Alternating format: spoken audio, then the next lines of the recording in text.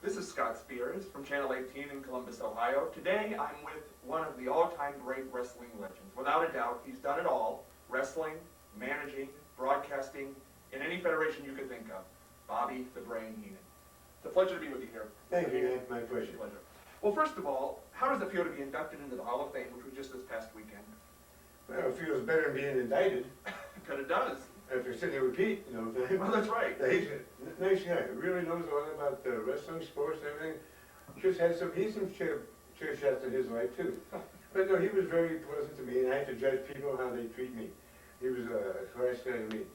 But it was really fun to be inducted into the WWE Hall of Fame, and especially being with your peers there and your friends and the likes of Jesse Ventura and Superstar Billy Graham and Tito Santana and Greg Valentine and Ric Flair was there, and it was fun. It really was fun. Now, what was it like being in the ring that night at WrestleMania 20? Because you were at the first WrestleMania 20 years earlier. Well, I didn't make it to the ring that night. I just, they brought me out and introduced us to the crowd on stage. And Gene and I did a little vignette in the back with Moolah and Mae Young. And that was fun. I haven't done it for 2.5 years. Less than that, well, probably three. With WCW was my last outing. And after that was WOW. Women of Wrestling I did for a good friend of mine, David McLean, from Indianapolis, out in LA. But other than that, I just haven't been doing anything because I've been sick. Right. How did it feel to be back working? Were your juices flowing again? Oh my God. You know, when I was at WCW, there was no juices flowing there. It was just a horribly run company. Well, look where they are now. Yeah. But at WWE, everybody there, I knew Kerwin and Kevin Dunn, the producers and directors, all professional class people, the McMahon family. You may think they're like the Munsters, but they were okay to me. So everything was just fun. It was a lot of fun being around those people and talking old stories and stuff. And seeing the young kids, they're really energetic and they really want to know about this business and learn. It was fun. It really was a good time. That's a good thing, Steve. Well, let's go back to the ground floor. How did you begin your career in wrestling? You started as a wrestler, right? No, manager. Yes, I started my career in Indianapolis. I was carrying jackets and selling coats and programs. And I got to meet a wrestler called the Sheik, Eddie Farhat out of Detroit. Was the first guy that befriended me. He was really nice to me. But he has promotion going in Detroit, Ohio, and Michigan. And I was living here in Indianapolis, and I was carrying jackets for a promotion run by Dick the Bruiser and Wilbur Snyder. You edit this stuff too? Yeah. Okay. Oh, yeah. And I can try. Has so much radiation. Oh. As your tongue swells. Oh. Makes you feel like you're making out with Mr. Ed. But Bruiser and Snyder had the promotion here, and they called me one day. I was carrying jackets and putting out programs for them and posters and stuff, and just ran around, an errand boy. And he told me that I was the new manager of the Assassins, Bobby. And he hung up on me. Well, my real name was Ray. I thought he had the wrong guy. I called back. So that's how I started. It wasn't that I asked to be in the business. I was drafted. Yeah, I can't get out now. 40 years. I'm not even private. Now let's speed up. How did you become involved in the WWF, which was, probably you would consider to be the highlight or the major part of your career? I was working in the AWA for Vern Gagne and Wally Cargo, and Vince had made this move to go over the country and take the WWF to a new level.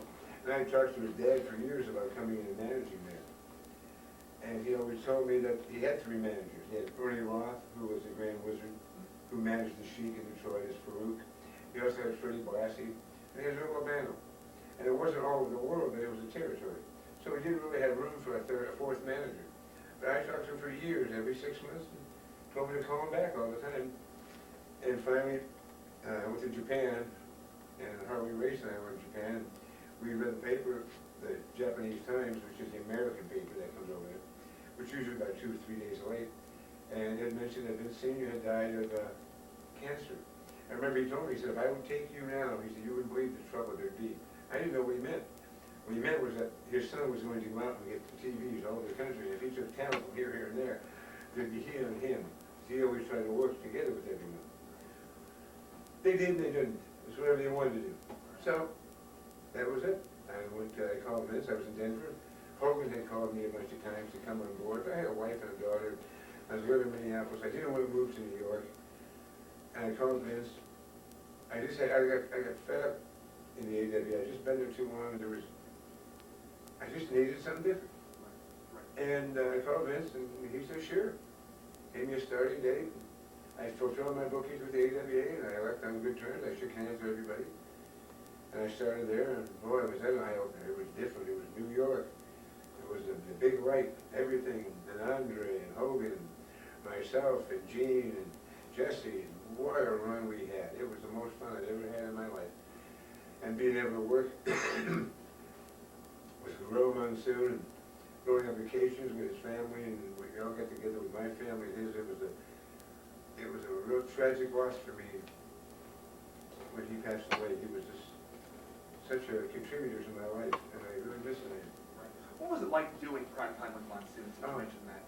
Well, you know, other people, they do shows like that, they do what they call wraparounds. They show the match, then they come back and you and I do our stuff. Then they show that. We watched everything. We did 3 tapes a night. We did 8 hours a night. The reason we watched it was because he was so smart. He said, I'm going to watch everything. If something goes wrong or something's really funny or really stupid, we got to talk about it.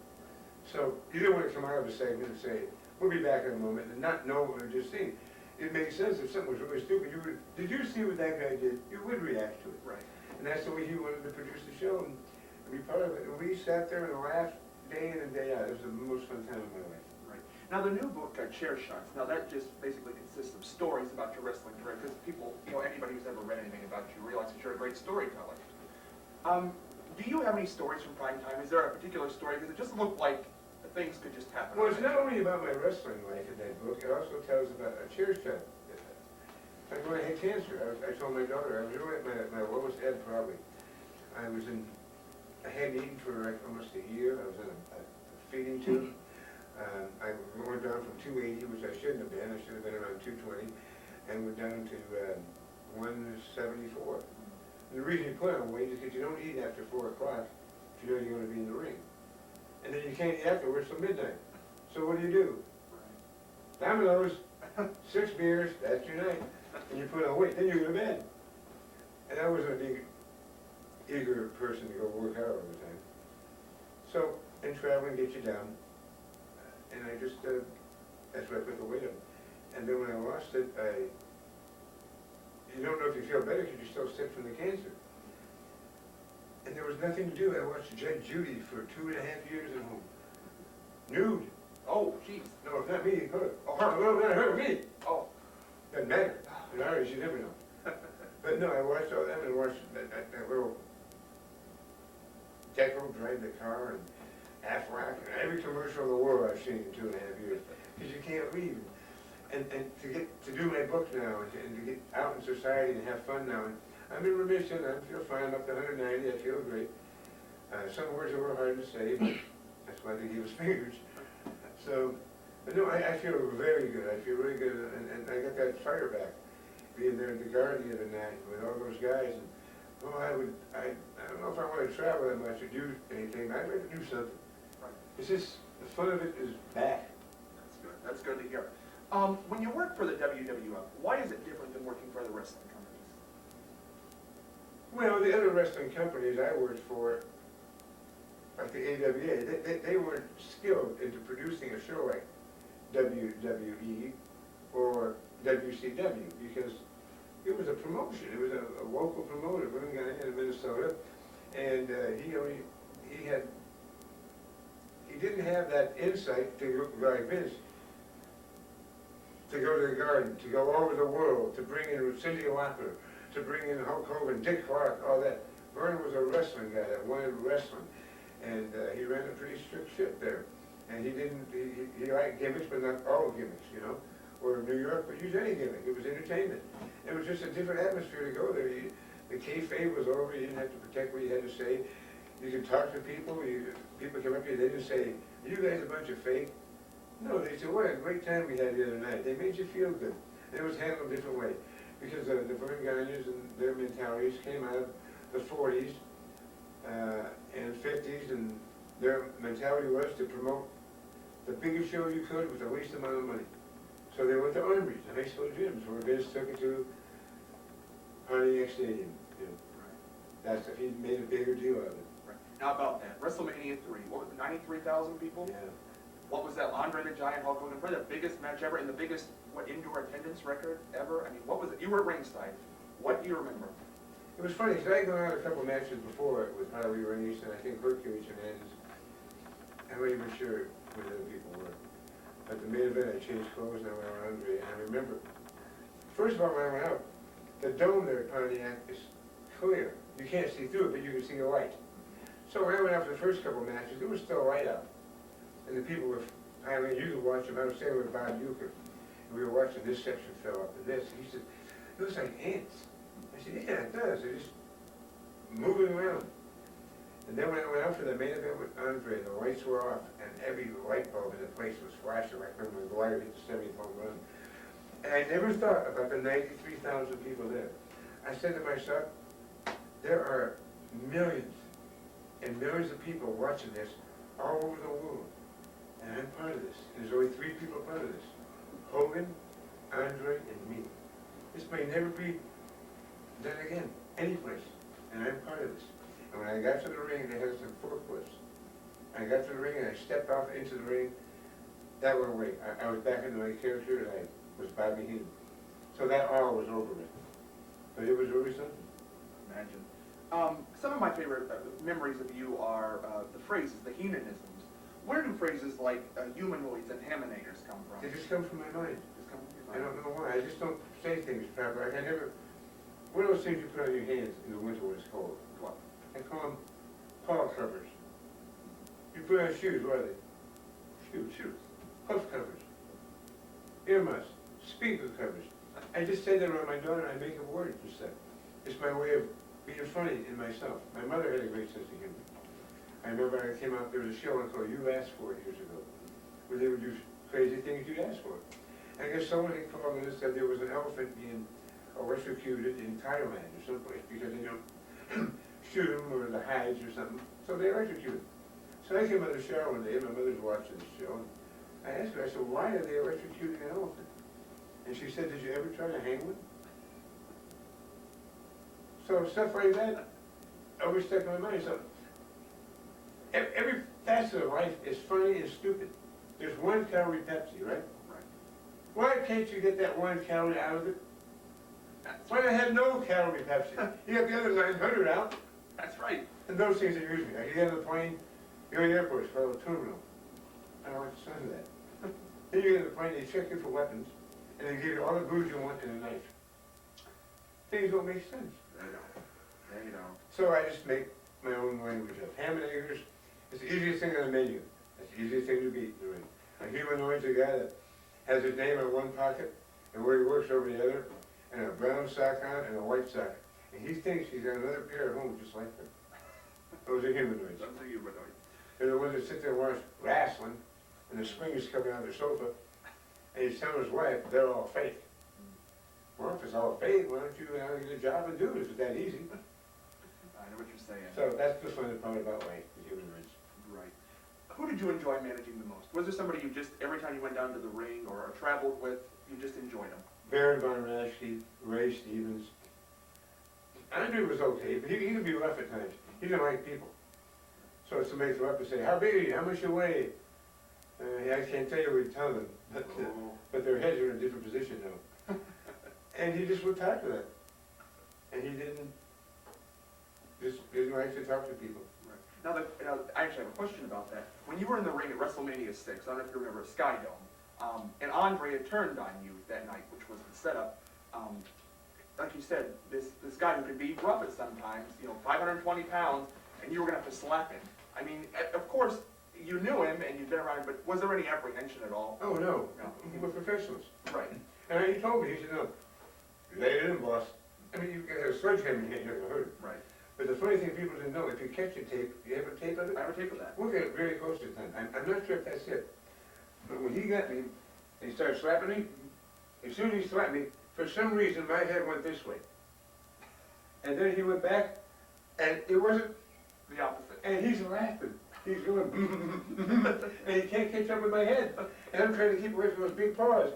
And it was funny. Oh, yeah, I remember that. That's one of my favorite moments. Yeah. What do we got here? Why did you decide to become a broadcast journalist instead of a manager? Well, I was a manager. Leaving, I mean, you were obviously most Why successful. did I want? Yeah, why did you leave? Why did I discontinue managing? Yeah. Because I broke my neck in '83 in Japan. And I didn't really know I broke my neck. I thought I broke my collarbone years before on this side. But this time, I thought I just had nerve damage.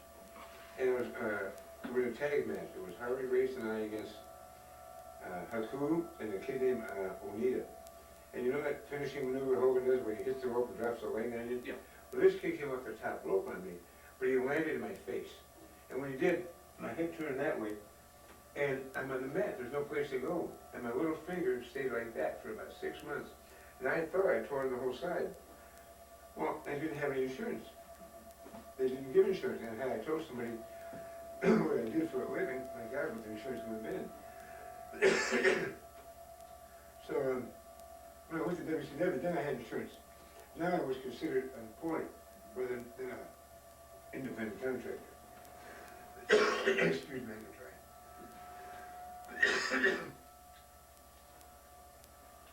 Must be a snow alert out there. No snow. Excuse me.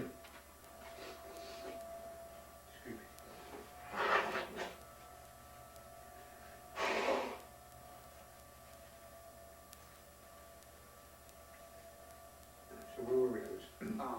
Why did you become a broadcast journalist? Because I couldn't, before that, I was already broadcasting with Monsoon. See, Jesse had gone to do the movie Arnold, where he, Predator, and he was doing prime time with Monsoon. So, when he went to do the movie, they were stuck for like 8 weeks. And they put Jimmy Hart in there the first week. And Vince just didn't like his call for that particular job he did. So they put me there, and myself and Guerrero just hit it off. We've been friends all the time anyway. We just worked together so good. Plus I was doing challenge with him, and then they started me doing the prime time, the pay-per-views with Vince and him. And because of my neck and everything, that's why in '91 I just said, I'm done with this. I just want to do broadcasting total. I'm in too much pain. And he said, okay, fine. And that's how I made the transition over. I just physically couldn't take bumps anymore. I wanted to. And then when I went to WCW, they had insurance. That's when I had the operation. I thought I probably had the operation with Vince, but I don't know, you don't cough up $60,000, $75,000 or something like that. Whether you had it or not, you don't want to do it. Right. When you first stopped being a manager, when you saw the guys you used to manage go to the ring right after, did you miss it? No. Never missed it? Never missed it. Never missed that. I never missed wrestling part. Never missed the managing part. I missed the dressing rooms. I liked the laughter we had there, the ribs we pull on each other, and working with Monsoon. Those were the two highlights of my life, Ray Stevens and Monsoon. Because we constantly laughed. We never took anybody or anything serious. And sitting in the dressing room was the most fun part. Because you got your boots on, but they're not laced. You got your shorts on, you got no shirt on. Me chewing tobacco, chewing Copenhagen, smoking cigars. Maybe that's why I got cancer. Maybe not, who knows. And those were the fun things. Going to the ring, creating was fun, but the travel was horrible. Time you get off a plane, rent a car, find a building, find a hotel, get up in the morning, turn the car in, go back, stand in line. Nah, the dressing was the most fun part of the business. Why did you decide to leave the WWF? My daughter had gone to the University of Alabama, and they didn't want to renew my contract for the money that I was offered originally. So they said, if you get a better offer, go do it.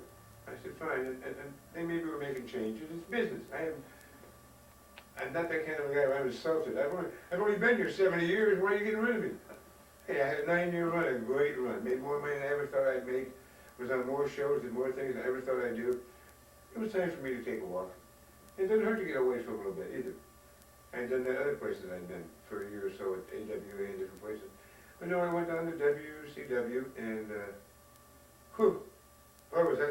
I haven't experienced that. If we'd have been there another year, we'd have been popping out of the corner with Buck Owens doing wrestling hee-haw. They didn't know how to do anything.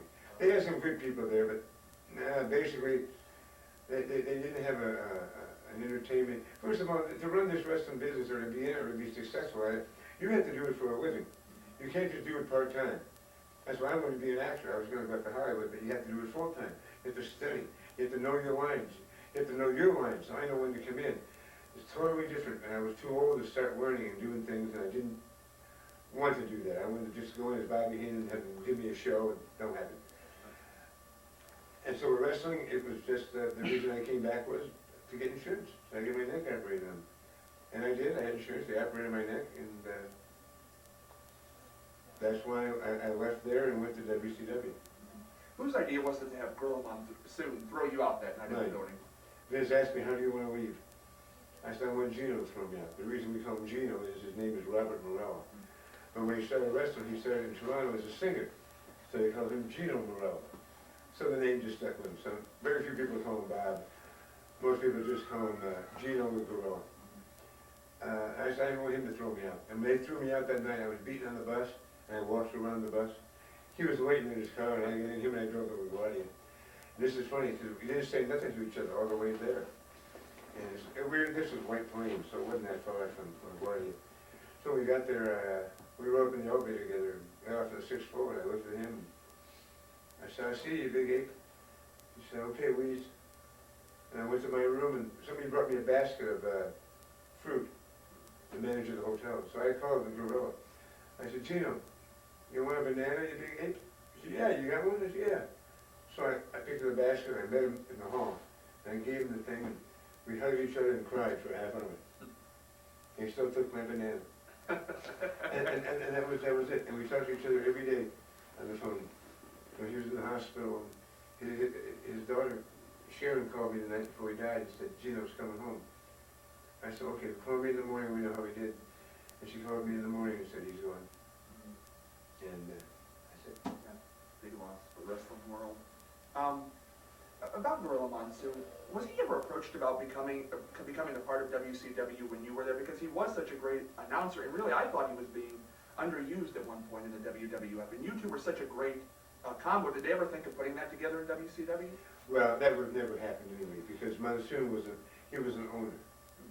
Oh, and He was an owner with Vince's dad. oh, And when Vince took over, Vince brought out everybody that his dad had. But Monsoon was kept, when he bought Monsoon, it was over a period of so many years, so he couldn't have left. He'd have lost millions of dollars. right. At one point in WCW, you actually did manage again, and you could just tell people. I remember at that time that people wanted to see you back managing, and you did that for that one match. How did that come about, and did you enjoy it? No, I hated it. I didn't enjoy going through the fans anymore, walking through the people. Even though they were cheering and throwing stuff, I had a bad neck. I was scared of getting hurt. Remember when I dropped the F-bomb on TBS? With Brian Pillman. I remember that. That was because of Monsoon. I'll tell you in a minute. But what happened,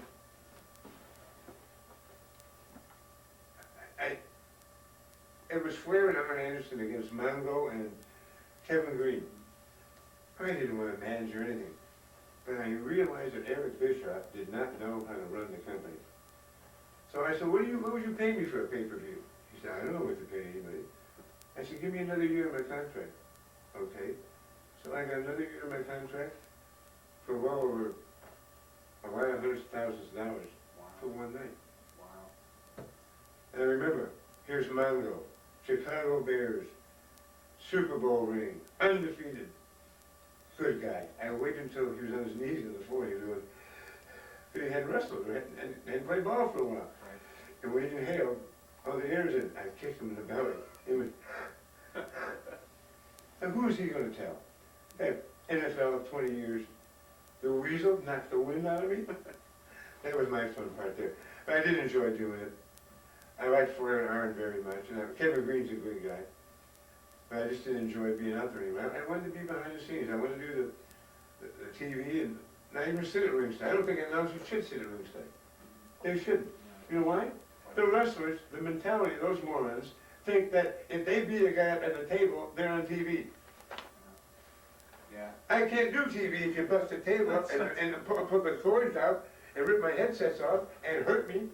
You got three sides of the ring besides this. Stay over there. Yeah. Plus, when you out of the ring, the people on this side can't see what you're doing on this side. That's right. The guys aren't smart. You should have kept us in a booth or up elevated someplace where no one can get to us. That way, you don't always have to stay dressed. You can do your tie, take your coat off, walk around a bit. If you sit at ringside for 2 hours, you can't pee. There's no place to go. Torture. You go up there, you can always, during the break, run down the stairs and go around back in a restroom and come up. If you're at ringside, you can't. But they thought having the announcers there, they didn't know what they were doing. They really didn't know. Or they'd be in business today. Right. What was the story with Brian Pillman? Oh, see, have you ever done play-by-play? I've never done play-by-play, no. Well, I didn't do play-by-play. Shivani did. I did color, which means I don't call the action. When there's a while, I do say stupid things like I do. But you never watch the ring. You watch the monitor, because you have to watch what they're shooting. Right. So if I'm watching the ring and I'm calling something that they're not shooting, it doesn't make sense. Like people at home, yeah. Right. Right. So I'm watching the monitor, and they're all outside the ring fighting, and I didn't know Pillman had come behind me, because they weren't shooting him. Right. And he pulled my coat down, and I yelled, "What the?" Because I thought a fan had come over the rail, and there was no one protecting my back. That's what made me mad. It wasn't mad at Pillman, it was a rib.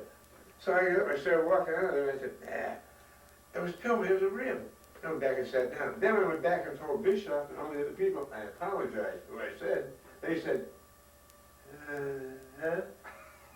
They didn't even know I said it.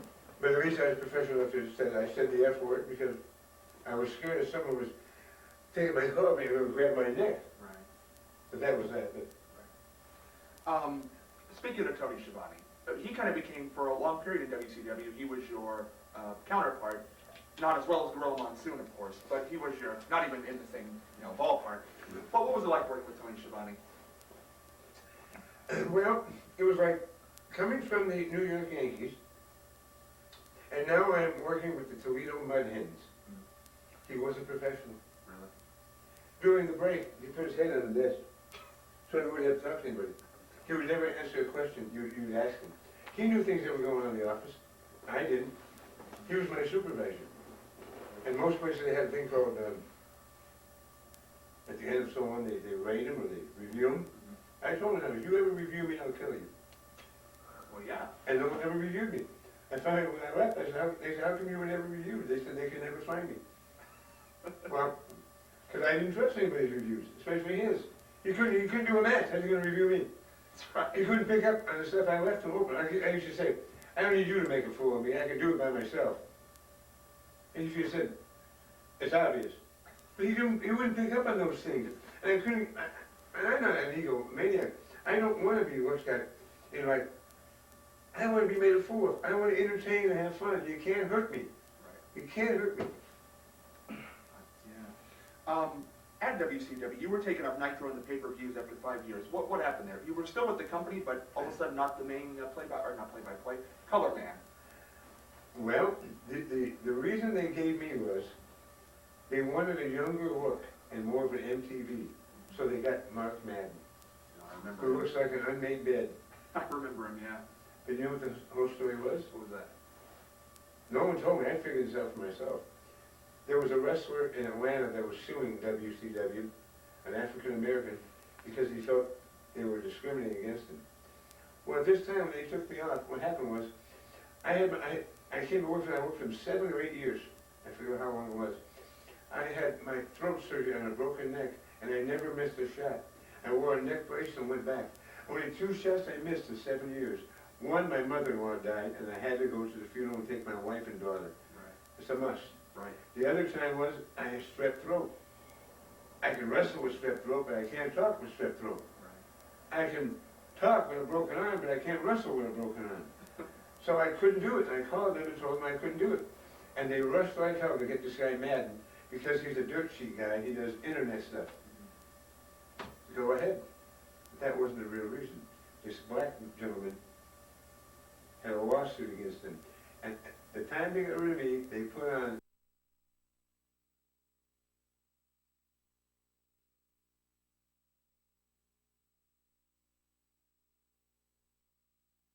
the commissioner. They made Booker T champion. So they were trying to show the courts that, hey, we use black people at the highest levels of our company. And there are a lot of black people that work for Turner at high levels. I don't care about race and stuff like that. The wrestling business has never been like that. In this ring, Saturday I did a fan fest in New York, New Jersey. And I sat next the whole time to S.D. Jones. Me and S.D. laughed our whole life together in this business. Bobo Brazil and I used to chew tobacco together. He said, hey, champ, here's the bag. I get the red man out. We chew for half. Hey, champ. And we get out. We put a hole in it. We put Copenhagen in it. Hey, champ. Oh, I will let this man live in my home. Not because he was black, white, or anything, because he was a good, decent man. So I never had any problem in the dressing room of this business, wrestling a black man, sharing a bench with a black man, anything. It don't happen. It never happened to me. But I think that's why they took me off, was they had a reason now, because I was sick, they said, but they had to put all this in to show the courts that, hey, we're doing what's right. They didn't know how to do anything right. They tried to make me monotone. If someone was big, they wouldn't tell us sometimes to finish it, what was going on. They wanted us to really react. Well, they were so dumb that if there was a real fight, we wouldn't react. We would be quiet. So we figured they wouldn't show it or air it. It would go to black. Right. Talk like it's a real fight. Well, you know when you're in a real fight. You ever been in a real fight? Oh, yeah. Well, it's 30 seconds, tops. And no one ass bumps a guy or flying mirrors a guy or airplane spin. It's pretty much you're only as tough as you run things. You're as tough as your eyes and what's down there. If the guy's got you down, you take him off. If the guy's got you up, you poke him out. If the guy got you where you can't do anything, you bite a hole in him. That's right. That's called fighting. Whatever works. Whatever works. I don't play with the same tools other kids play with. When I was a kid, the guy would sit on your shoulders and beat you in the schoolyard. You give up? Yeah. Then he'd get and walk away. I'd find a brick or something, and I'd nail him. He knew what to do to me again. He beat me, but you couldn't trust me. I played different. Now the big question. Who is I Bobby? never touched her. Never touched him. Her. Yeah. Oh, yes. Oh, that's right. Well. Who? No. With hard copy. No. Who is Bobby the Brain Heenan? Bobby the Brain Heenan is an auto work used car salesman. Like, he's a guy in Cincinnati. The guy who sells ad time. He's a private coach. He's that kind of a guy. He's the kind of a guy that won't steal from you. But he'll tell somebody he knows you so we can get in someplace for nothing. And he's the kind of a guy who would help an old woman across the street and go through her purse. And not try to steal money, but get a charge card so he can maybe... He's a flim-flam lying guy. But everything backs up on him and he becomes a fool. He doesn't kill anybody, he doesn't hurt anybody. He's just a lying cheater and a buffoon. That's Bobby Heenan. Ray Heenan loves his mother, who did, and so did. My grandmother, my family, my friends, they're very important to me.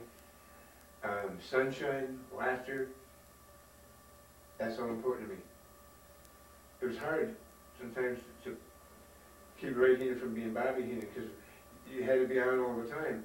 Because if you weren't on all the time, people say, oh, I met Bobby Heenan, he's a really nice guy. That's all fake what he does. So you had to be an a-hole all the time. And that's, but you didn't. Right. I thought I had to. Right. Now is the best time of my life. I'm over cancer, they say. You never know. But I feel good. Now I can go on everybody can talk about wrestling being fake. I don't care, yes. It is predetermined, it finishes. You do get hurt because you don't have pads and your body does take an abuse. But we know what's going to happen at the end, and it's entertainment. Now I can tell people I don't live in Beverly Hills. I live in, now in Florida. I'm from Indianapolis. I was born in Chicago and just have a 7th grade education, and that's who I am.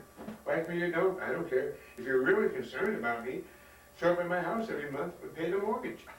If you're not that concerned, do what I did to get in the business.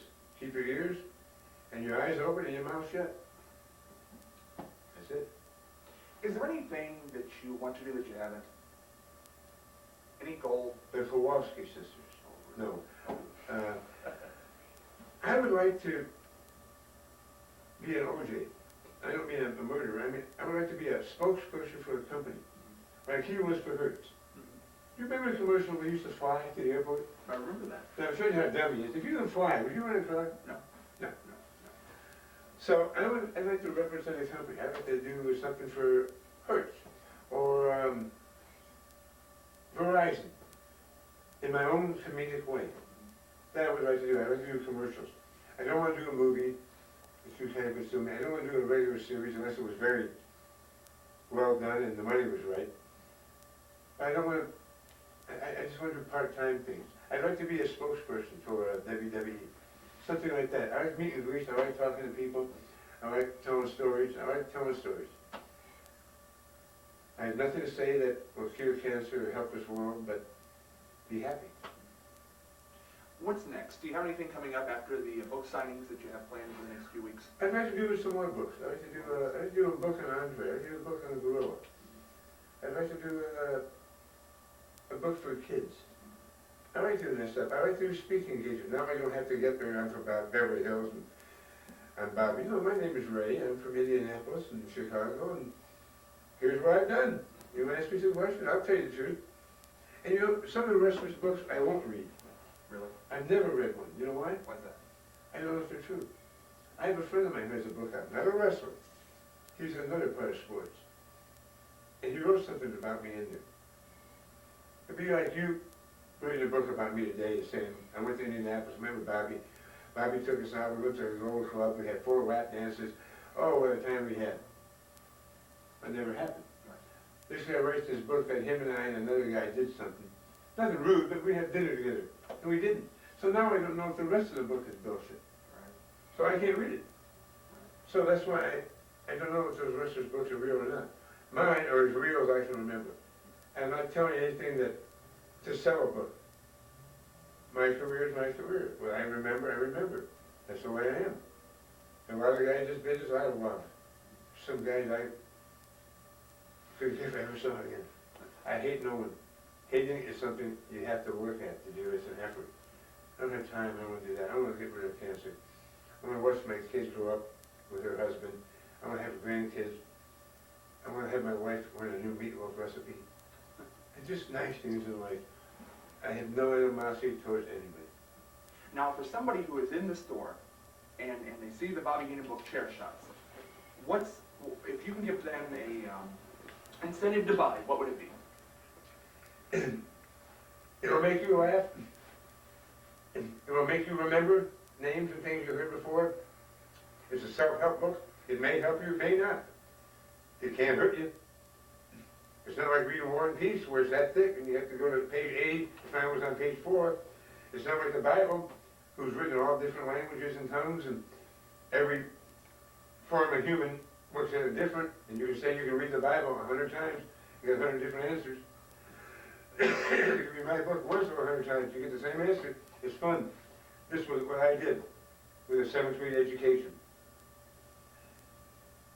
And the millions of dollars I made in this business for myself, whether I have it or not, is nobody's business. But this is my life, what I did. Like me or not, hate me or not, I don't care. I really don't, because there's nothing I can do about it. You can't make you like me. But I'm an athletic actor. I'm not a Shakespearean actor like Sir Lawrence Olivier. I'm not a comedic actor like Chevy Chase. I'm an athletic actor, and I throw comedy in there. It's just me. That's just the way I am. It's just my life.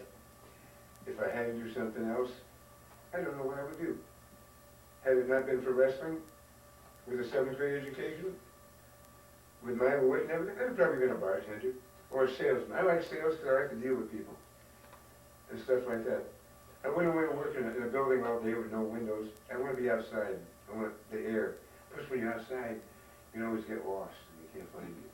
See, they think you're here doing the story. No, he's not. We're in Indianapolis. We're in Columbus, Ohio, in a red roof right down the street from where he lives. He put us on his expensive company. I know this guy.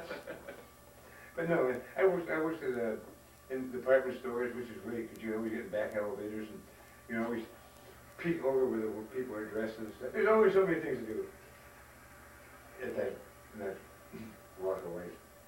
So I know what I would have done. I would have wanted to do something with the Republican out there. I love talking to people. I didn't show up when I was a hero because I didn't have to. I was supposed not to show. I didn't want to be bothered by people. I love talking to people. It's fun. It's really fun because you really realize how really dumb people are when you get to talk to them. Okay, then they said to me, "You got a new book out?" I said, "Yes." He said, "Do you like it?" "No, I hate it. That's why I wrote it, you moron." "Why'd you write it?" "Money. I'm not going to write to the people. I'm not going to get no great feeling that 8 million books were sold unless I get the check. I'm doing this for money. Plus, I have a ball talking about it. Plus, I hope you read it. If you read it and then go wind the birdcage with it, I don't care. I want the residuals from this. And if you do enjoy it, and I enjoy it on the way, that's fine. Hookers are hookers because they get money. If you're not, you're a whore." That's right. That's right. Well, that's all the questions I have, and I just want to let the people know that I do a juvenile diabetes benefit every year in Marion, Ohio, and I'll be on the stage sometimes, and humanoid will come out of my mouth. I think I'm doing Bobby Heenan. So it's been an absolute pleasure. And Well, if I can ever be in the neighborhood or around or my schedule fits it, I'd be glad to devote my time and be there for you someday. And we could do a one-on-one for the people. You want to do that? we could do that. And for every question they ask, they have to give a buck or something like Well, that. sounds good to me. And we'll do that. On the take. Sure. Sounds good. And I'll take all the money back and count it myself because my uncle Lefty, Fred, he'll be out in he'll be with us in 3 months, so we can do that. No. But I would be glad to help us. Well, that would be great. I feel it's been a thrill and continued good health. Okay, my friend. Thanks a Thank lot. you. Thanks for having me. Who pays me on this son of a... Those men on the ground under the wing, what are they doing?